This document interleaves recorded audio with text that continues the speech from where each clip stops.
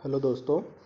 इस वीडियो से हम डिस्कस करने जा रहे हैं और स्टार्ट करने जा रहे हैं अपनी 12th क्लास की 4th यूनिट, जिसका नाम है EMI, that is electromagnetic induction and alternating current. तो स्टूडेंट्स, जैसा कि स्टार्टिंग से ही हमने सीखा है, जो 12th क्लास का अपना कोर्स है, उस कोर्स में सबसे पहले हमारे पास जो 4 यूनिट हैं, जिसमें सबसे पहली यूनिट आपकी इलेक्ट्रोस्टैटिक है, उसके बाद करंट इलेक्ट्रिसिटी आता है, उसके बाद magnetic effect of electric current and magnetism, और 4th यूनिट ये है आपकी EMI एंड अल्टरनेटिंग करंट। तो ये 4 यूनिट का अगर पैकेज हम देखें तो यहाँ पे बेसिकली हमें करंट को ही डिस्कस करना होता है। जैसे फर्स्ट यूनिट में हम करंट की जो फंडामेंटल यूनिट है, दैट इज चार्ज, उसको डिस्कस करते हैं और उसकी स्टैटिक स्टेट को डिस्कस करते हैं। उसके बाद उसकी मोशन की जो स्टेट है उसको डिस्कस करते हैं हम करंट इलेक्ट्रिसिटी में, और वहाँ पे करंट क्या होता है, करंट को अफेक्ट करने वाले पैरामीटर क्या होते हैं, उसको मेजर करने के लिए डिवाइस कौन कौन सी यूज़ की जाती हैं, वो सारी की सारी चीज़ें हम सेकेंड यूनिट में डिस्कस करते हैं। उसके बाद करंट के जो इफ़ेक्ट होते हैं, हीटिंग इफ़ेक्ट और मैग्नेटिक इफ़ेक्ट, ये हम थर्ड यूनिट में डिस्कस करते हैं बच्चों। साथ के साथ मैग्नेटिज्म को हम डिस्कस करते हैं। और एट लास्ट अब हमारे पास चांस है इस करंट को डिस्कस करने का in terms of alternating current. यानी करंट बच्चों जनरली जैसे 10th क्लास में भी हमने पढ़ा है कि दो तरह का होता है, डायरेक्ट एंड अल्टरनेटिंग। तो सेकंड जो हमारी यूनिट है उसमें चाहे अनचाहे हम डायरेक्ट करंट को डिस्कस कर ही लेते हैं, क्योंकि स्टार्टिंग में जब इंट्रोडक्टरी पार्ट आता है तो वहाँ पे हम ऐसा ही करंट डिस्कस करते हैं जो कि कांस्टेंट करंट होता है। बट क्योंकि करंट का जो दूसरा टाइप है, दैट इज अल्टरनेटिंग करंट, वो मोस्ट इम्पोर्टेंट है हमारे लिए, क्योंकि हमारे देश में जो सप्लाई है वो अल्टरनेटिंग वोल्टेज की ही है और हम अल्टरनेटिंग करंट को ही यूज़ करते हैं। तो प्रैक्टिकली अगर देखा जाए तो अल्टरनेटिंग करंट काफ़ी यूज़फुल है, काफ़ी इम्पोर्टेंट है अंडरस्टैंड करने के लिए। और काफ़ी सारी हमारी जितनी भी डिवाइसेस होती हैं वो सारी की सारी अल्टरनेटिंग करंट पे ही काम करती हैं। तो इसके पीछे जो रीज़न है अल्टरनेटिंग करंट का, जो जनरेशन है वो EMI से होता है, दैट इज़ इलेक्ट्रोमैग्नेटिक इंडक्शन। क्योंकि इलेक्ट्रोमैग्नेटिक इंडक्शन ही बच्चों एक ऐसा फिनोमिना है जिसकी हेल्प से आप अल्टरनेटिंग वोल्टेज पैदा कर सकते हो, और अल्टरनेटिंग वोल्टेज की वजह से हमें अल्टरनेटिंग करंट मिलता है।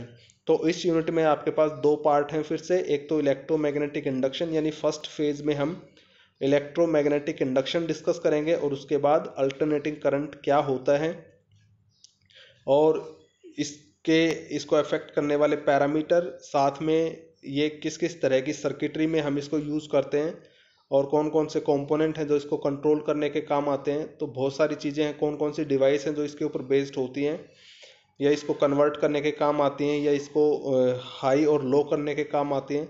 तो काफ़ी सारी चीज़ें हैं। तो वन बाय वन हम इस पूरी यूनिट में, जो कि हमारी 12th क्लास की 4th यूनिट है, उसमें डिस्कस करने जा रहे हैं। तो आइए स्टार्ट करते हैं इलेक्ट्रोमैग्नेटिक इंडक्शन से। तो बच्चों, इलेक्ट्रोमैग्नेटिक इंडक्शन क्या होता है? द फिनोमिना ऑफ जनरेटिंग और इंड्यूसिंग करंट, EMF और voltage in a closed circuit whenever there is a change in magnetic flux linked with the circuit. EMI is used in AC generator and dynamos etc. यानी alternating current generator जो होता है, यानी generator generally daily life में जब आप generator use करते हो तो जनरेटर हमारे पास ही एक ऐसी डिवाइस है जो कि अल्टरनेटिंग करंट या वोल्टेज पैदा करने के काम आती है। तो ये जो जनरेटर है वो इलेक्ट्रोमैग्नेटिक इंडक्शन पे ही बेस्ड होता है बच्चों, उसी पे काम करता है। और जो डायनामोज होते हैं हमारे पास, वो भी इलेक्ट्रोमैग्नेटिक इंडक्शन पे ही काम करते हैं। तो ये फिनोमिना क्या है, 10th क्लास में भी हम इसके बारे में पढ़ चुके हैं कि इलेक्ट्रोमैग्नेटिक इंडक्शन क्या होता है। तो वहाँ पे सिंपली आपको क्या बताया जाता है, वहाँ पे फ्लक्स को इंट्रोड्यूस नहीं करवाया जाता बच्चों। 10th क्लास में सिंपल बताया जाता है कि जब भी कोई एक कंडक्टर जो है, कोई एक कंडक्टर हमारे पास है या कोइल हमारे पास है, कोइल का मतलब आप समझते ही होंगे 12th क्लास में कि किसी भी वायर को जब हम किसी क्लोज्ड शेप में लेके आ जाते हैं, चाहे वो सर्कल हो, चाहे वो रेक्टेंगल हो, चाहे वो स्क्वेयर हो, या कोई भी आर्बिट्रेरी शेप अगर आपके पास है किसी भी सीधी वायर की, इसमें दो पॉइंट हैं, मान लिया A और B, तो इन्हीं A और B दोनों को जब हम मिला देते हैं आपस में, तो ये जो वायर है वो एक क्लोज्ड शेप ले लेती है। तो इसी को हम कोइल बोलते हैं बच्चों। तो 10th क्लास में आपको बताया जाता है कि कोई भी आपके पास कंडक्टर है और अगर वो, जैसे हमने ये कंडक्टर ले लिया और इस कंडक्टर का जो मैग्नेटिक फील्ड है अगर वो चेंज हो रहा है, यानी बच्चों जैसे ही हम इसके साथ अगर कोई बैटरी अटैच कर दें तो इसके अंदर करंट फ्लो करेगा। और थर्ड यूनिट में हम ये सारा का सारा डिस्कस कर ही चुके हैं कि किसी भी करंट कैरिंग कंडक्टर के अंदर या भी कोई भी करंट कैरिंग कंडक्टर जो है वो एज ए मैग्नेट बिहेव करता है और उसका मैग्नेटिक फील्ड कैसा होगा, किन किन तरह की मैग्नेटिक फील्ड लाइन से हम उसको रिप्रेजेंट कर सकते हैं, ये सारा का सारा हमने डिस्कस किया है अपनी थर्ड यूनिट में। तो यहाँ पे जो भी आपके पास अगर मैग्नेटिक फील्ड यहाँ पे आपने जनरेट किया है with the help of electric current इस कंडक्टर के अंदर, और बच्चों अगर ये मैग्नेटिक फील्ड आपका चेंज हो रहा है तो अगर इसके पास में कोई दूसरा कंडक्टर रखा है तो ये जो चेंजिंग मैग्नेटिक फील्ड है ये इस दूसरे कंडक्टर के अंदर करंट पैदा कर देगा। इसी को हम इलेक्ट्रोमैग्नेटिक इंडक्शन बोलते हैं। और ये काम आप किसी मैग्नेट की हेल्प से भी करवा सकते हो बच्चों। जैसे हमारे पास ये एक क्लोज्ड सर्किट है या एक कोइल है जिसके अंदर काफ़ी सारी टर्न्स हैं आपकी। इस तरह से हमारे पास एक कोइल है बच्चों जिसके अंदर बहुत सारी हमने ये टर्न्स ले रखी हैं इस तरह से, और इसके साथ हमने एक गैल्वेनोमीटर अटैच कर दिया। गैल्वेनोमीटर भी आपको पता है, ये भी आपने सेकंड यूनिट में पढ़ा है गैल्वेनोमीटर क्या होता है। तो अगर हमने ये थर्ड यूनिट में भी गैल्वेनोमीटर पढ़ा है हमने। गैल्वेनोमीटर एक ऐसी डिवाइस है जो करंट की प्रेजेंस को मेज़र करती है कि करंट है या नहीं है। तो अभी बच्चों जो गैल्वेनोमीटर है वो रेस्ट में है, वो जीरो पे, आपका पॉइंटर जो है वो जीरो पे है।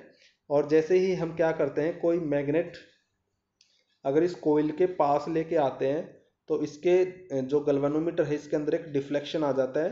तो ये डिफ्लेक्शन यही शो कर रहा है कि यहाँ पे इसके अंदर करंट आ गया है।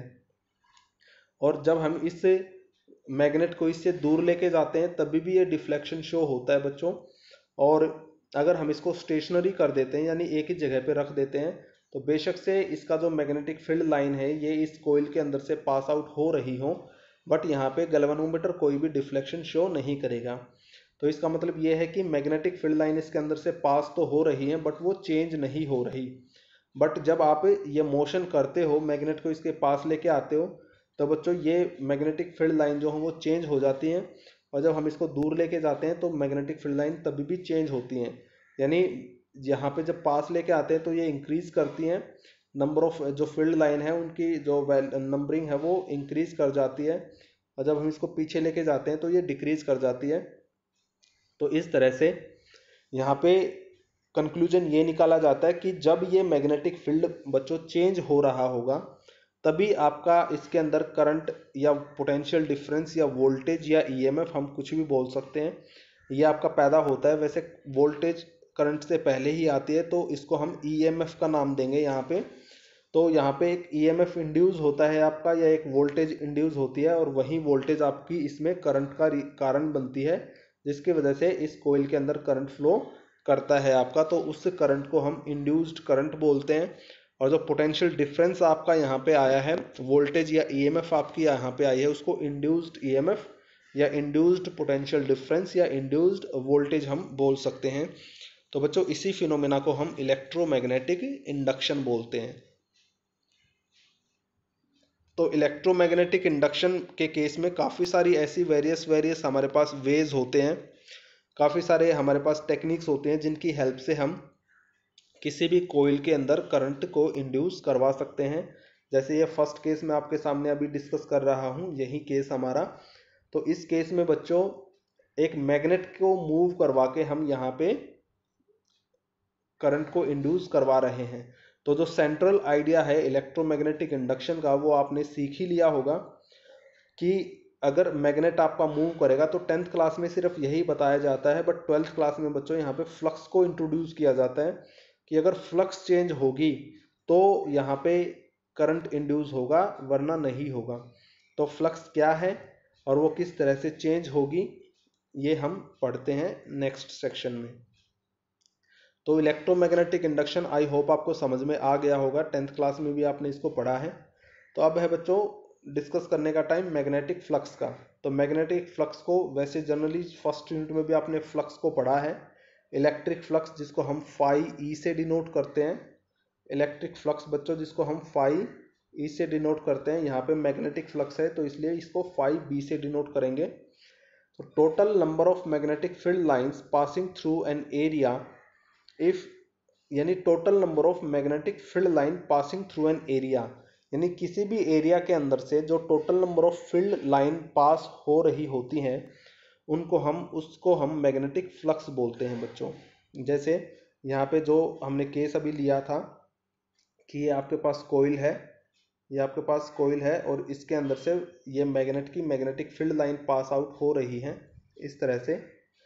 तो हम यहाँ पे ये बोल सकते हैं बच्चों कि ये जो नंबर ऑफ फील्ड लाइन है इनको हम मैग्नेटिक फ्लक्स की टर्म में रिप्रेजेंट कर सकते हैं, तो इसी को हम मैग्नेटिक फ्लक्स बोलते हैं। If A is the area and B is the magnetic field intensity, also if this field is passing through an area, यानी बच्चों ये A आपका यहाँ पे एरिया है, ये हमने एक एरिया कंसिडर किया और इसके अंदर से कुछ number of magnetic field line जो है वो आपकी पास आउट हो रही हैं यहाँ पे, और जो इस एरिया का एरिया वेक्टर है बच्चों वो एन कैप है, वो इसके परपेंडिकुलरली इस तरह से लाई करेगा और मैग्नेटिक फील्ड जो है वो इस एरिया वेक्टर के साथ थीटा एंगल अगर बना रहा है यहाँ पे, तो magnetic flux will be equal to, तो यहाँ पे मैथमेटिकली अगर मैग्नेटिक फ्लक्स को हम कैलकुलेट करने जाएं तो मैग्नेटिक फ्लक्स जो फाई बी है वो बी डॉट ए के इक्वल होगी। और अगर ये डॉट प्रोडक्ट हम यहाँ से खोलेंगे बच्चों तो फाई बी जो है वो बी ए कोस थीटा हो जाएगी। यहाँ पे if theta is equal to 0 then phi B is equal to B A, यानी मैक्सिमम होगी। यानी बच्चों अगर हमारे पास ये एरिया है और इसके बिल्कुल इस तरह से ऐसे आपकी लाइन अगर पास हो रही है तो यहाँ पे एरिया वेक्टर और मैग्नेटिक फील्ड के बीच में जो एंगल है वो 0 हो जाएगा, तो आपकी फ्लक्स मैक्सिमम होगी। If phi is equal to theta is equal to 90 degree then phi B is equal to 0, यानी फ्लक्स जो है वो 0 होगी। अगर ये आपका एरिया है इस तरह से इसका एरिया वेक्टर ऊपर की तरफ एन कैप लाई करेगा और मैग्नेटिक फील्ड लाइन आप इस तरह से इसके अंदर से पास आउट कर रहे हो, तो यहाँ से मैग्नेटिक फील्ड लाइन इस एरिया को पायरेस नहीं करेंगी बच्चों और फ्लक्स जो है वो 0 होगी। And if theta is equal to 180 degree then phi B is equal to minus B A, यानी जो फ्लक्स है वो माइनस में हो जाएगी, नेगेटिव साइन के साथ आएगी। सिंपली है, अगर ये आपका एरिया है और इसका ये एरिया वेक्टर इस तरफ लाई कर रहा है एन कैप, बट जो मैग्नेटिक फील्ड है वो इस तरफ लगा हुआ है, यानी ये आपकी मैग्नेटिक फील्ड लाइन इस तरह से पास आउट अगर हो रही है तो यहाँ पे 180 डिग्री का एंगल होगा और फ्लक्स आपकी माइनस साइन के साथ आ जाएगी, जो सिर्फ ये शो कर रही है कि यहाँ पे एरिया की और फील्ड की डायरेक्शन अपोजिट है, that's it. Flux is a scalar quantity, बच्चों फ्लक्स जो है वो स्केलर क्वांटिटी होती है। Its SI unit is weber, तो इसकी एसआई यूनिट जो है वो वेबर होगी। सीजीएस यूनिट इज मैक्सवेल, इसकी सीजीएस यूनिट मैक्सवेल होती है। And 1 weber is equal to 10 raise to the power 8 maxwell, जो 1 वेबर है बच्चों वो 10 raise to the power 8 Maxwell के इक्वल होता है। It's a dimensional formula is, अगर हम फ्लक्स का डायमेंशनल फॉर्मूला यहाँ से निकालें तो जैसा कि आपके पास फॉर्मूला अवेलेबल है phi B is equal to B dot A, और B का जो डायमेंशनल फॉर्मूला है बच्चों वो हम F इज इक्वल टू, जो थर्ड यूनिट में हमारे पास सबसे पहले फॉर्मूला लगता है फोर्स का, force on a moving charge particle, F is equal to q v B sine theta, यहाँ से निकाल सकते हैं। तो B का डायमेंशनल फॉर्मूला ये निकल के आ जाएगा। उसके बाद A का आपको पता ही होता है एल स्क्वेयर, तो यहाँ से जो टोटल फ्लक्स है फाई बी उसका डायमेंशनल फॉर्मूला हो जाएगा ML2 T-2 A-1। तो इस तरह से मैग्नेटिक फ्लक्स का फॉर्मूला भी हम यहाँ से डिस्कस कर लेंगे। If magnetic field line are passing through an area और through a closed circuit means through a coil at that particular instant, we can say that magnetic flux is linked in the coil या with the coil। यहाँ पे जो magnetic flux है वो link हो जाती है, जैसे कि यहाँ पे जो इलेक्ट्रोमैग्नेटिक इंडक्शन है इसके इंट्रोडक्शन में, इसकी डेफिनेशन में हमने बताया कि अगर कोई भी क्लोज्ड सर्किट है आपका, जैसे ये कोयल है आपकी, इसको हम क्लोज्ड सर्किट बोल सकते हैं। कोई भी क्लोज सर्किट है, अगर इसके थ्रू जो इसके साथ जो मैग्नेटिक फ्लक्स लिंक हुई है अगर उसमें चेंज आएगा तो यहाँ पे इसके अंदर करंट इंड्यूस हो जाएगा। तो बच्चों यहाँ पे जैसे ही ये हमने एक जैसे मैग्नेट लिया और इस मैग्नेट की जो मैग्नेटिक फील्ड लाइन है वो इसके अंदर से पास आउट होंगी, तो इस मोमेंट पे हम ये बोल देते हैं कि यहाँ पे इस कोइल के साथ, इस क्लोज्ड सर्किट के साथ एक फ्लक्स लिंक हो गई है। तो यहाँ पे ये फ्लक्स लिंक हो चुकी है बच्चों। अब हम क्या करते हैं, हमें इस फ्लक्स को चेंज करना है, यानी नंबर ऑफ फील्ड लाइन को चेंज करना है। तो आपको क्या करना है, इस मैग्नेट को आगे की तरफ लेके आना है। तो जैसे जैसे हम आगे की तरफ लेके आएंगे वैसे वैसे फील्ड लाइन जो है वो इंक्रीज करती चली जाएंगी, यानी ज़्यादा से ज़्यादा फील्ड लाइन इसके अंदर से पास आउट करेंगी और आपका यहाँ पे करंट इंड्यूस हो जाएगा। अब जितना मैक्सिमम आप आगे की तरफ लेके आ सकते हैं उसका उतना मैक्सिमम लेके आइए। उसके बाद हम इसको पीछे की तरफ लेके जाना स्टार्ट करेंगे और तो यहाँ पे फ्लक्स फिर से चेंज होगी, क्योंकि अब नंबर ऑफ फील्ड लाइन यहाँ पे डिक्रीज करना स्टार्ट कर देंगे जो इसके अंदर से पास आउट हो रही हैं, और इस तरह से बच्चों यहाँ पे करंट फिर से इंड्यूस हो जाएगा। तो आपको जो सेंट्रल आइडिया है वो यही है कि हमें मैग्नेटिक फ्लक्स को चेंज करना है, चाहे वो हम किसी भी तरह से चेंज करें। अगर आप मैग्नेटिक फ्लक्स को चेंज कर देते हैं तो ऑब्वियसली यहाँ पे इस कोइल के साथ, इस कोइल के अंदर करंट इंड्यूस हो जाएगा। इसी को हम इलेक्ट्रोमैग्नेटिक इंडक्शन बोलते हैं। बाकी हम नेक्स्ट वीडियो में डिस्कस करेंगे। Thank you.